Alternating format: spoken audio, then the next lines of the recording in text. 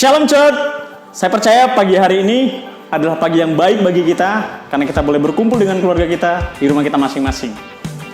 Minggu depan kita akan dilayani oleh Ibu Mita Jayadinata, so pastikan Bapak Ibu untuk join di kebaktian minggu depan.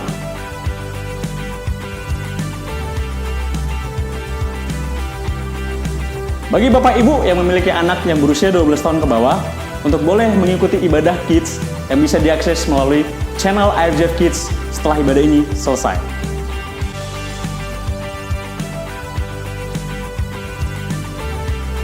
Bagi kamu yang berjiwa muda, jangan lupa sore ini jam 5 sore kita akan mengadakan ibadah TYC melalui Instagram TYC FJF Medan. Dan sore ini kita akan dilayani oleh hambanya Bapak Darwin Cemerlang. So pastikan teman-teman semua untuk mengikuti ibadah ini.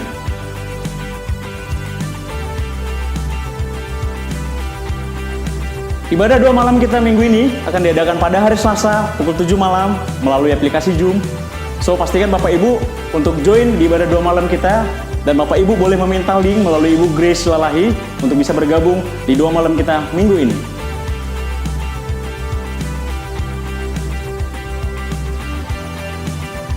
Minggu ini adalah Minggu Eker, so pastikan Bapak Ibu untuk join ke Eker kita masing-masing.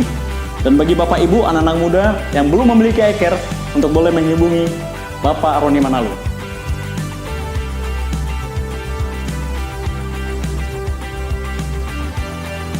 Untuk persembahan umum dan perpuluhan, Bapak Ibu boleh mengirimkan melalui nomor rekening yang tertera di layar Anda.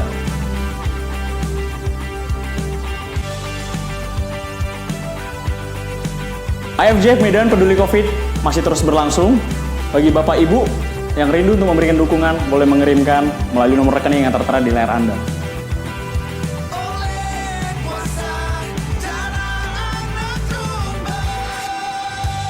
Demikianlah pengumuman kita minggu ini.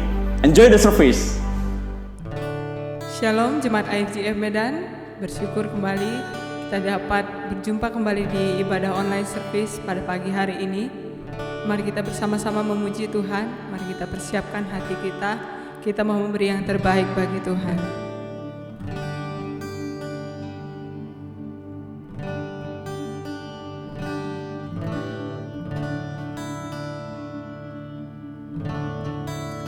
Ku datang sujud di hadir-Mu,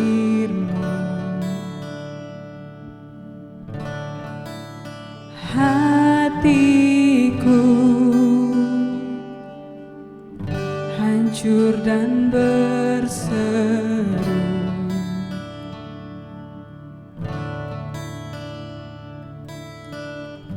Dengan segenap nafasku memuji,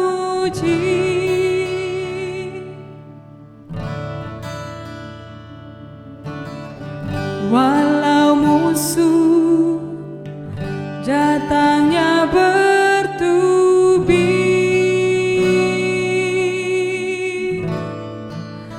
namun ku takkan gentar. Kemenangan telah datang, sebab Tuhan ada di pihakku, yang selalu menopangku. Kepadamu ku berharap,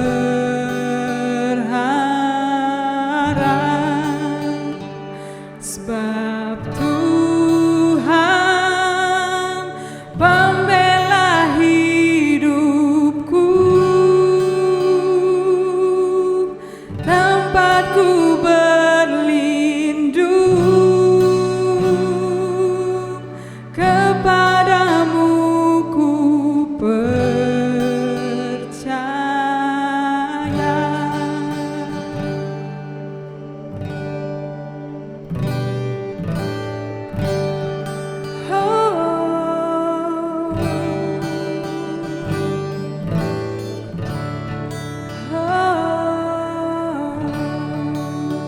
Hati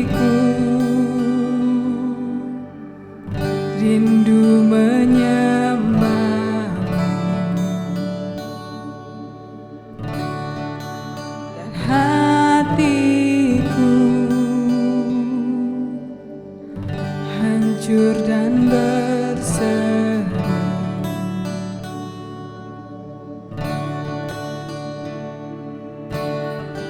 Ku melangkah dalam tuntunanmu,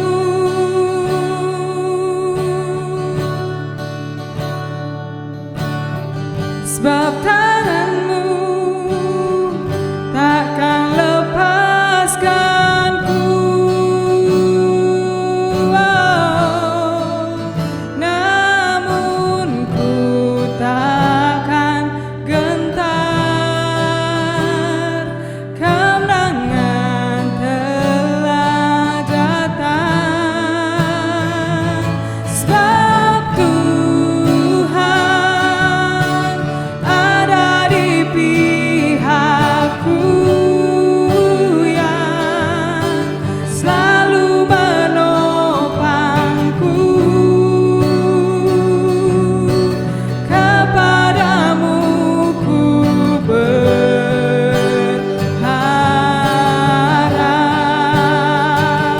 sebab Tuhan pembela hidupku, tempatku berlindung. Kepadamu ku berharap,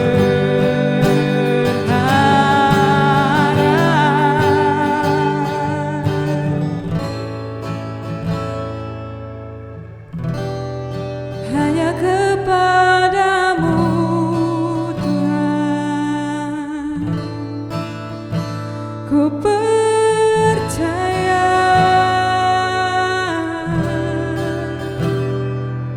Ku percaya hanya padamu, oh Yesus.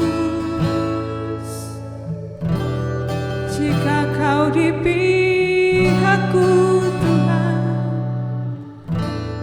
siapa jadi lawanku? Hanya Kau tempat perlindunganku, Engkaulah kekuatanku, Engkaulah pembelaku Tuhan.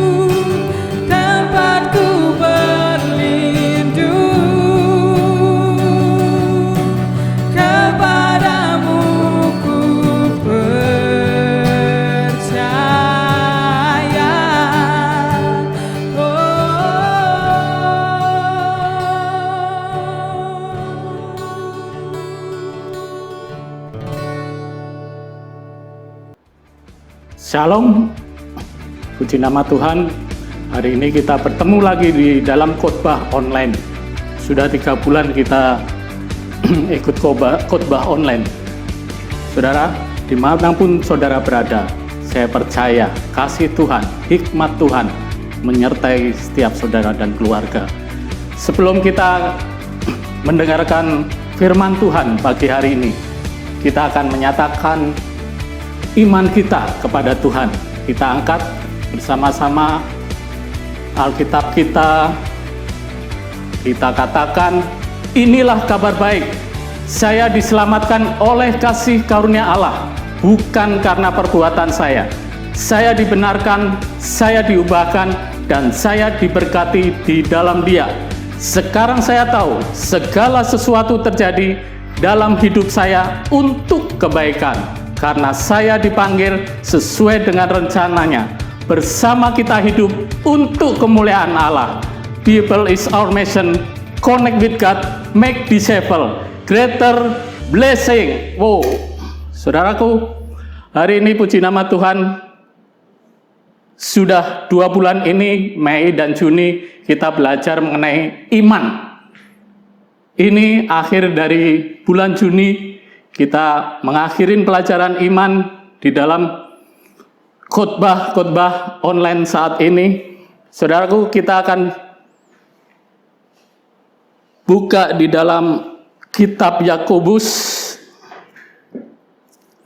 pasal 3 ayat 11 sampai 12 dikatakan, adakah sumber memancarkan air tawar dan air pahit dari mata air yang sama? Saudara-saudaraku, adakah pohon ara dapat menghasilkan buah zaitun, dan adakah pokok anggur dapat menghasilkan buah ara? Demikian juga mata air asin tidak dapat mengeluarkan air tawar. Saudara, ini perkataan di dalam ayat 11 dan 12 ini, Yakobus menanyakan perkataan adakah. Perkataan adakah itu adalah perkataan yang apa, saudara? Jadi perkataan yang heran. Kenapa bisa terjadi? Di sini dikatakan kenapa satu sumber memancarkan 2 air, yaitu air tawar dan air pahit, dari mata air yang sama.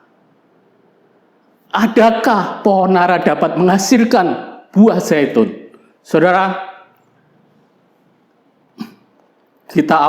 saya awali dari pelajaran iman yang Yakobus ajarkan di dalam 2 bulan ini.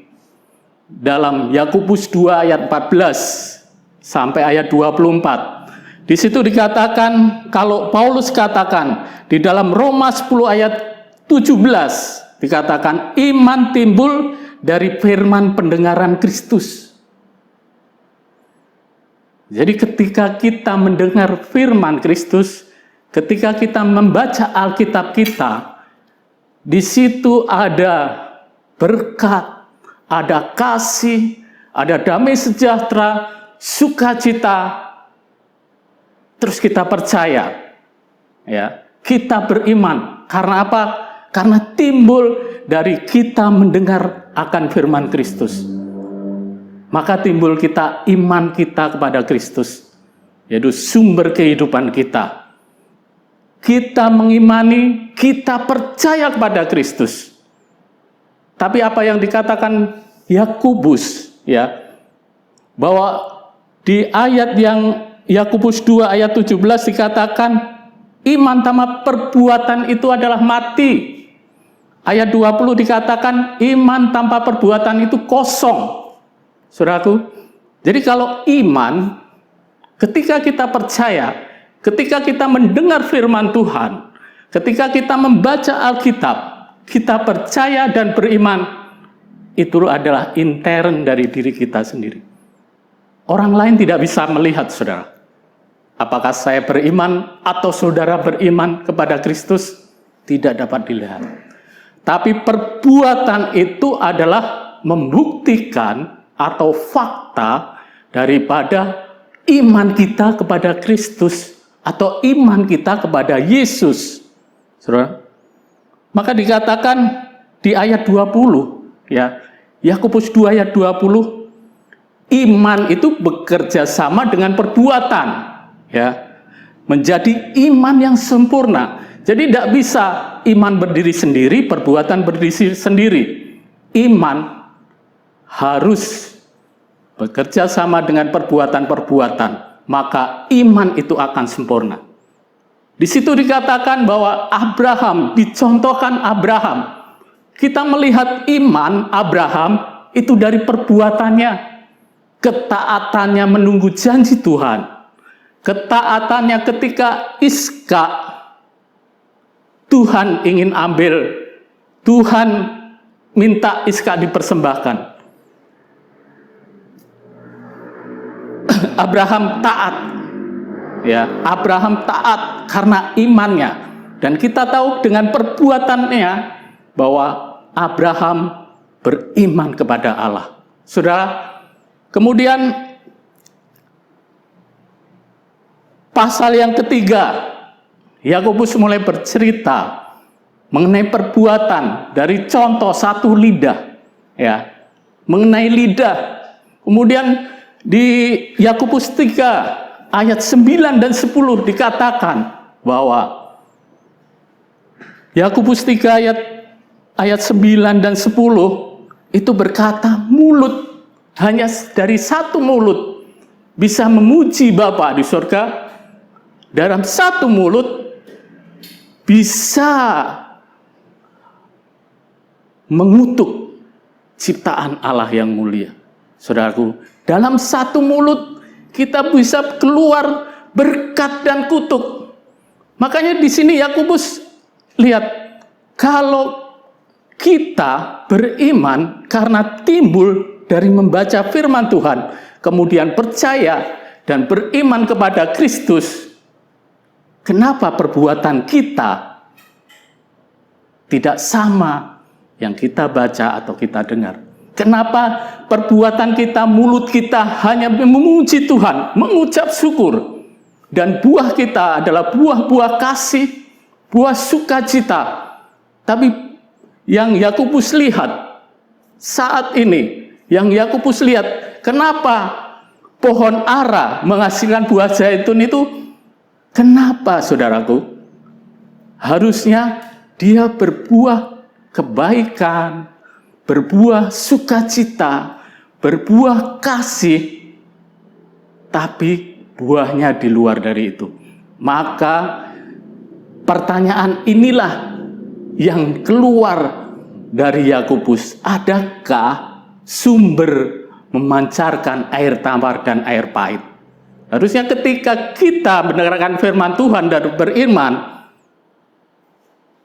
pasti kita memancarkan satu sumber. Dan kita berbuah sesuai buah-buah kebenaran yang ada di Alkitab. Inilah, saudaraku, pertanyaan Yakobus seperti inilah yang Tuhan, yang Yakobus katakan bahwa itu tidak dapat terjadi dalam kehidupan kita. Harusnya tidak demikian terjadi dalam kehidupan kita. Saudaraku, kita tahu bahwa mulut kita itu sumbernya dari hati kita. Mulut ini, apa yang kita katakan itu dikelola dulu dari hati kita. Apakah kita mau mengatakan hal yang baik ataupun mau mengatakan hal buruk, semua itu dari hati kita. Semua itu dari hati kita yang memancarkan melalui mulut kita. Apakah omongan kita mau mengasihi orang atau mau menyakitin orang, semua dari hati. Karena Yesus sendiri mengatakan dalam Matius 12 ayat 34, "Hei kamu keturunan ular beludak, bagaimanakah kamu dapat mengucap hal-hal yang baik, sedangkan kamu sendiri jahat? Karena yang diucapkan mulut meluap dari hati." Ya, Yesus sendiri katakan bahwa apa yang diucapkan mulut itu meluap dari hati. Jadi inilah, saudara, kita lihat, saya kasih ilustrasi yang sederhana. Bagaimana hati, ya, hati dan mulut terucap. Ketika ada anak muda banyak berkumpul, ya, di suatu tempat, ada kawannya datang bawa sepeda motor baru. Ada sebagian mengatakan, wow, ya, luar biasa. Tuhan udah memberkati, ya, hatinya melimpah karena kawannya sudah diberkati Tuhan. Ya, apakah semua seperti itu? Mungkin sebagian akan ngomong, dari mana sepeda motor itu? Kreditkah? Gimana dia bayarnya? Nah, ini hati kita. Ini terpancar, ini sumbernya dari hati kita, keluar dari mulut kita. Kita mau ngomong untuk menyakiti hati orang, ataupun mau menghibur orang, atau mau memberkati orang, itu semua dari hati, saudaraku. Jadi untuk hal ini, ya, yang terpenting dalam hidup kita, untuk mengelola hati ini yang terpenting adalah kita menjaga hati kita. Di dalam Amsal 4 ayat 23 dikatakan, jagalah hatimu dengan segala kewaspadaan, karena dari situlah terpancar kehidupan. Jagalah hatimu, Amsal katakan, dengan segala kewaspadaan, karena dari situ terpancar kehidupan kita. Saudara. Dari terjemahan lain, dari versi New International, terjemahannya adalah di atas segalanya. Jagalah hatimu, karena semua yang kamu lakukan mengalir darinya. Maksudnya mengalir dari hati. Jadi ada kata di depan, di atas, dijelaskan di atas segalanya. Jadi di atas semua ini, saudara. Yang terpenting, yang terutama itu adalah menjaga hati kita. Belajar menjaga hati kita. Saudara, mengapa hati harus selalu dijaga? Mengapa kita perlu menjaga hati itu? Karena segala sesuatu dalam hidup ini dimulai dari hati. Sebab Alkitab katakan bahwa dari hatilah terpancar kehidupan. Artinya adalah hati menentukan segala aspek hidup kita. Amsal 27 ayat 19 dikatakan, seperti air mencerminkan wajah, demikianlah hati manusia mencerminkan manusia itu. Jadi mencerminkan, hati ini mencerminkan pribadi kita. Saudara, engkau memberi sesuatu kepada orang, ya, karena engkau bersukacita, engkau memberi sesuatu kepada orang. Orang akan mengatakan, wah, hatinya baik, ya, hatinya baik. Tapi ketika engkau bersungut-sungut, ketika engkau mengeluh, orang akan mengatakan, wah, hatinya baru galau nih. Jadi hati ini memancarkan kepribadian kita. Maka hati ini perlu dijaga dengan segala kewaspadaan, karena ini terpancar kehidupan kita. Saudaraku, hati adalah dasar karakter dan tindakan kita. Bila hati kita belum diperbarui, maka kondisi hati kita adalah seperti di dalam Markus 7 ayat 20 sampai 23. Dikatakan, sebab dari hati orang, ini Yesus berfirman, timbul segala pikiran jahat, percabulan, pencurian, pembunuhan, perzinahan, keserakahan, kejahatan, kelicikan, hawa nafsu, iri hati, hujat, kesombongan, kebebalan. Semua hal-hal jahat ini timbul dari dalam dan menajiskan orang. Jadi hati kalau belum diperbaharui cenderung ke arah sumber kejahatan, ya. Makanya saudara, Tuhan ingin memperbaharui hati kita, dan ketika hati kita sudah diperbaharui, maka kita harus menjaga dengan seksama, dengan waspada akan hati kita. belajar dari bangsa Israel di Ulangan 8 ayat 2. Allah katakan, kamu harus mengingat seluruh perjalanan di bawah pimpinan Tuhan Allahmu selama 40 tahun di padang gurun. Ia telah menguji dan membuatmu rendah hati untuk mengetahui apa yang ada di dalam hatimu, apakah kamu taat perintahnya atau tidak. Jadi Allah ingin bangsa Israel untuk rendah hati sebelum masuk ke tanah perjanjian. Karena hati bangsa Israel adalah keras, tinggi hati, bersungut-sungut. Mereka harus belajar selama 40 tahun. Allah ingin di bangsa Israel bisa merendahkan hatinya dan masuk dalam tanah Kanaan, tanah perjanjian. Saudaraku, Allah ingin hati kita, merendahkan hati kita di dalam setiap kehidupan kita. Allah mengajar bangsa Israel di padang gurun, di mana di sana ada onak duri, demikian ada kesesakan, ada kesusahan, ketidaknyamanan. Allah mengajar bangsa Israel untuk merendahkan hatinya, hati yang tinggi hati, yang selalu bersungut-sungut, walaupun sudah diberkati Tuhan, tapi hanya bersungut-sungut dulu, bersungut-sungut terus, padahal sudah melihat janji-janji Tuhan.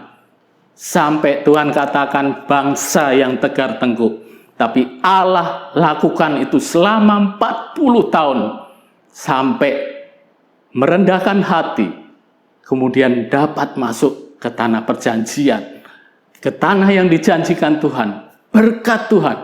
Maka saat ini saudaraku, belajar kita rendah hati, menjaga hati kita, supaya bisa menjaga hati kita dengan rendah hati.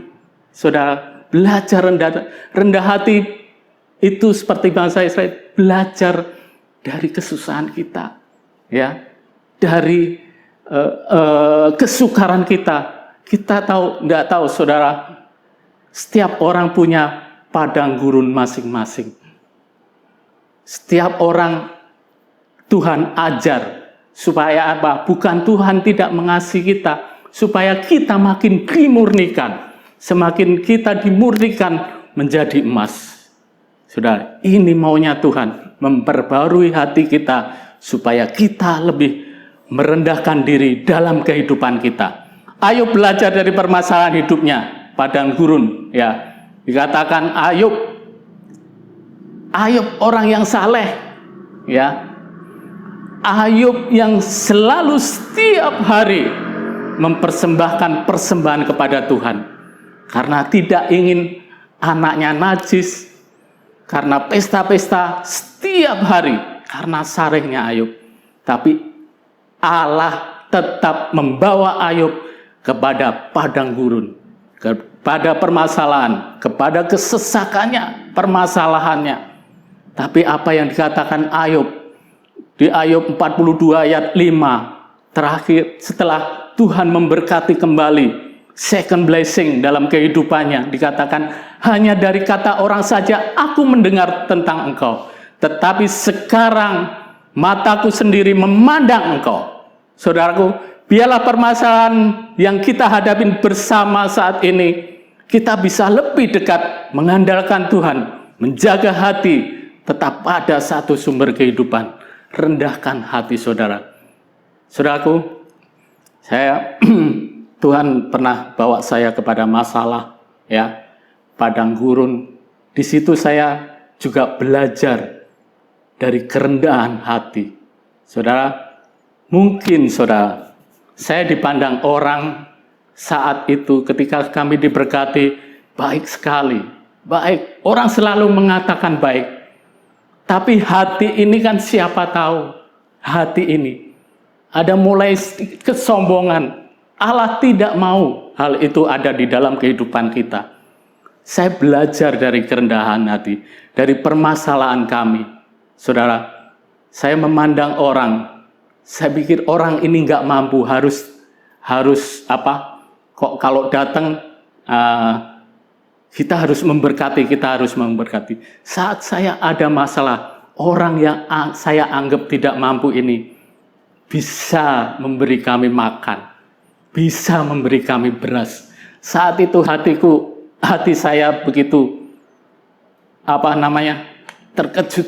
Tuhan, kenapa seperti ini Tuhan? Orang lain yang saya anggap dulu tidak mampu bisa memberkati saya. Saya belajar rendah hati. Karena Yesus juga katakan, pikulah kuk yang kupasang dan belajarlah kepadaku karena aku lemah lembut dan rendah hati. Jadi ketika kita ada kerendahan hati kita memandang seseorang sama seperti Kristus memandang orang itu. Ketika kita punya kerendahan hati, kita memandang seseorang dengan belas kasihan, dengan kasih, bukan dengan merendahkan orang itu. Saudara, kerendahan hati membuat kita bisa menjaga hati kita, bisa mengelola hati kita. Kita diejek, mungkin kita dibully. Kalau kita ada kerendahan hati, kita hanya bisa mengucap syukur. Karena seperti Yesus yang rendah hati, dia disesat, dia disiksa, dia dicemooh, dia tetap diam, dia merendahkan hatinya. Saudara, ketika kita rendah hati, kita akan sama seperti Kristus. Saudara, ketika kita akan rendah hati dan bisa menjaga hati kita, saudaraku, tidak ada pertanyaan dari Yakobus. Karena hati kita akan selalu mengucap syukur. Tidak ada sumber lain. Perbuatan kita, buah kita adalah sukacita, kasih, kemurahan, kesetiaan akan terlihat dari perbuatan kita. Saudara, ini saudara, yang pertama adalah yang penting, menjaga hati. Belajar merendahkan diri. Saat-saat seperti ini, saat-saat kita mempunyai masalah, semua mempunyai masalah. Kita harus belajar, bukan bersungut-sungut, tapi belajar kita merendahkan hati kita kepada Tuhan. Karena inilah yang diinginkan Yesus kepada kehidupan kita, yang diinginkan oleh sumber kehidupan kita, bahwa kita harus belajar kepadanya, belajar lemah lembut dan merendahkan diri. Tuhan mau kita terjaga, bersih, berkenan di hadapannya. Hati kita menentukan luasnya hidup kita. Saudaraku, berikutnya, selain menjaga hati kita, saudara, kita harus membuang sampah, membuang beban kita. Kita baca dulu di Ibrani 12 ayat 1 dan 2 dikatakan, karena kita mempunyai banyak saksi, bagaikan awan yang mengelilingi kita, marilah kita menanggalkan semua beban dan dosa yang begitu merintangin kita, dan berlomba dengan tekun dalam perlombaan yang diwajibkan bagi kita. Marilah kita melakukan dengan mata yang tertuju kepada Yesus yang memimpin kita dalam iman dan yang membawa kita itu kepada kesempurnaan, dan yang dengan mengabaikan kehinaan tekun memikul salib, ganti sukacita yang disediakan bagi Dia yang sekarang duduk di sebelah kanan tahta Allah. Saudaraku, tanggalkan semua beban, kekhawatiran kita. Saya yakin banyak saat ini kita khawatir, banyak kita saat ini takut menghadapi apa yang di depan kita. Krisis, berita yang menggembarkan, pasti ada kekhawatiran. Tapi Tuhan ingin, itulah beban yang memerintangi kita. Kita harus tanggalkan, kita harus percaya kepada Kristus. Janji Kristus, kata Paulus, Tuhan tidak pernah lalai akan janjinya. Ayub juga katakan, Allah tidak pernah gagal rencananya. ya, dalam kehidupan kita. Itu yang kita pegang. Banyak saksi, mempunyai banyak saksi di ayat pertama. Kita harus meneladani pola hidup tokoh iman. Abraham, ayo. Kita harus baca Alkitab supaya kita tidak ada kekhawatiran. Karena Yesus sendiri katakan, jangan khawatir. Ya, burung di udara aja yang tidak menanam dan menuai aja Tuhan pelihara. Apalagi kita, saudaraku. Kekhawatiran ini membuat beban hidup kita semakin berat. Buang dosa-dosa kita. Mungkin pemujaan berhala, ada jimat, itu namanya dua sumber. Saudara, kita harus ada satu sumber kehidupan kita. Kemudian perzinahan, persabulan, itu dosa-dosa supaya kita kudus di hadapan Tuhan. Saudara. Jadi saudaraku, dikatakan ayat yang kedua, kita harus memusatkan hati dan pikiran kita pada Kristus. Karena Kristus yang memimpin iman kita kepada kesempurnaan. Kristus tekun menanggung hinaan. Kristus tekun memikul salib. Jadi kita berpusat hidup kita, hati kita, pikiran kita pada Kristus. Saudaraku, buat isi hati dan pikiran kita dengan janji-janji Tuhan. Setiap pagi nyatakan semangat janji Tuhan. Katakan, janjinya tidak pernah lalai dalam kehidupan kami. Rencananya tidak pernah gagal. Berkatnya luar biasa. Katakan selalu dalam hati dan pikiran kita.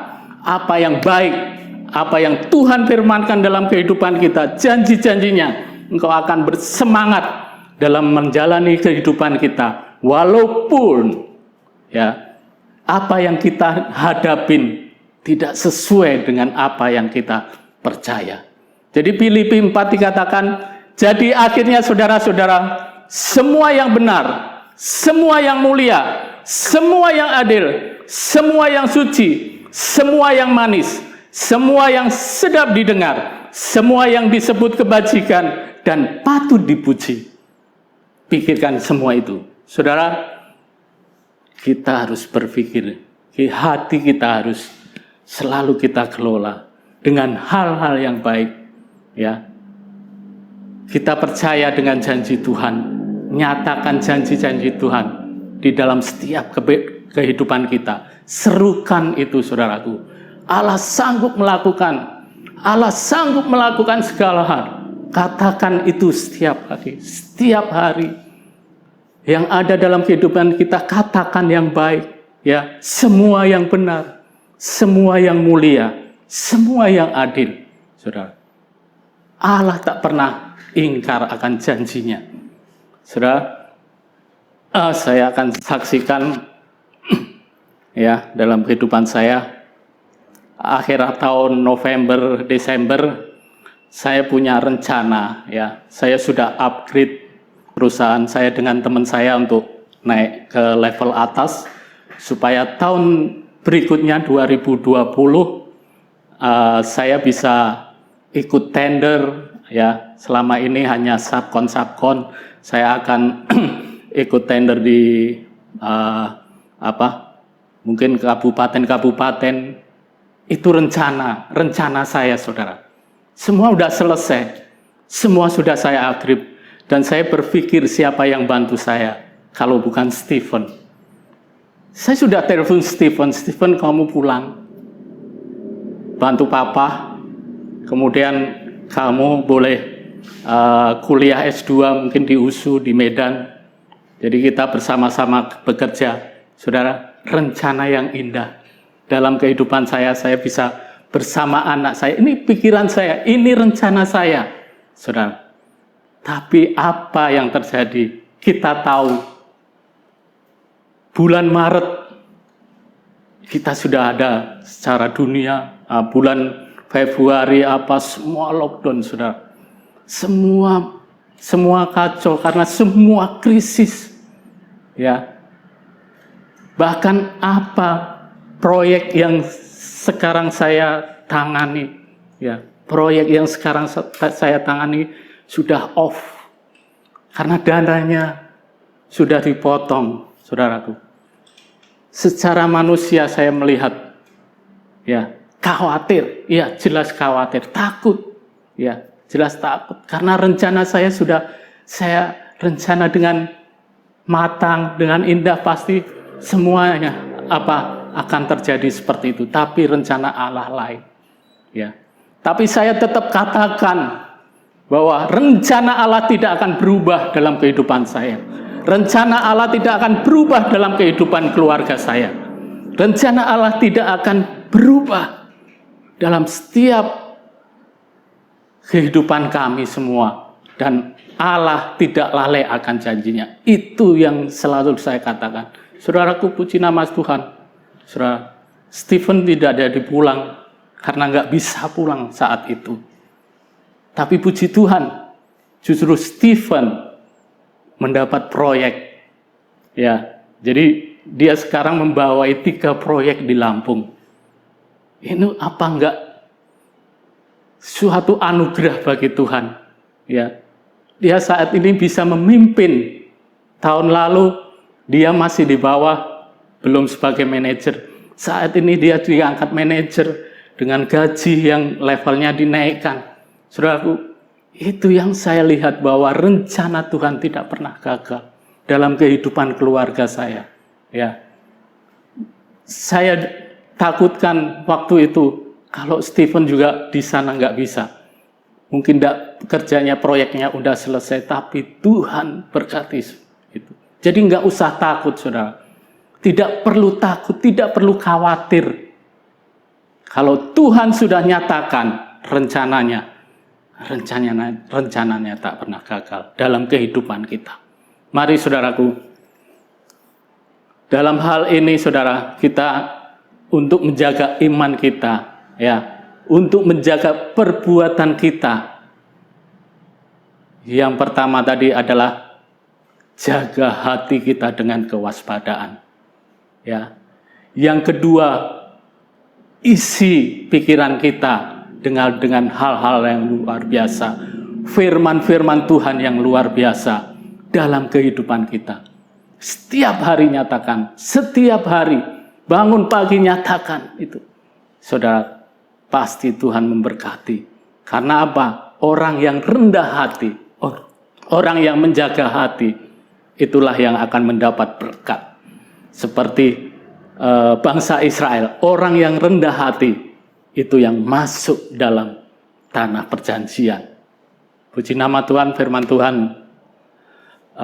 tidak terlalu panjang, dan yang terpenting itu saudara dalam kehidupan kita, supaya tidak ada di dalam mulut kita 2 rasa air yang berbeda, dan kita akan berbuah, ya, buah kebenaran dalam kehidupan kita. Kita akan berdoa, kita akan akhiri ibadah online ini dengan doa. Kita akan sama-sama berdoa. Terima kasih Bapa, kami ucap syukur Engkau Allah yang luar biasa dalam setiap hidup kami. Bapa, kami serahkan kehidupan kami dalam tangan-Mu Bapa. Engkau berkati setiap kami, Engkau sertai setiap kami Bapa. Di dalam apa pekerjaan kami, di dalam setiap usaha kami Bapa, Engkau berkati Bapa. Biarlah rasa khawatir dan takut Bapa, Roh Kudus Engkau hadir di tengah-tengah kami Bapa. Kami pasti ada kemenangan dalam kehidupan kami. Bapa, kami serahkan semua dalam tangan-Mu. Engkau berkati setiap kami Bapa. Usaha kami, sekolah kami, demikian kuliah kami Bapa, kami serahkan dalam tangan-Mu. Karena damai sejahtera-Mu yang melampaui segala akal akan menyertai dan memelihara kami. Amin. Demikianlah ibadah kita hari ini. God bless you.